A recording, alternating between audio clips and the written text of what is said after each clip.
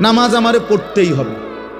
এবার যত কষ্টই লাগুক, যত ক্লান্তি লাগুক, আমাকে পড়তেই হবে। সুদ, ঘুষ, মিথ্যা, হারাম রোজগার আমার ছাড়তেই হবে।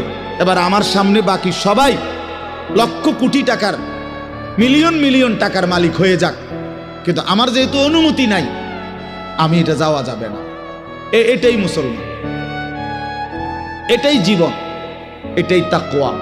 আল্লাহ তাআলা আমাদের কাছে এটাই চায়, বান্দা গুনাহ বর্জন করো, আমার হুকুম পালন করো, বিনিময়ে আমি আল্লাহর কাছ থেকে অনন্তকালের জান্নাত বুঝে নাও। এটাকেই বলে তাকওয়া। এই ব্যক্তিকেই বলে মুত্তাকি, যে নিজেকে গুনাহ থেকে বিরত রাখে, আল্লাহ তাআলার হুকুমের মধ্যে ব্যস্ত রাখে, আল্লাহর হুকুম পালনে ব্যস্ত, যত কষ্টই হোক।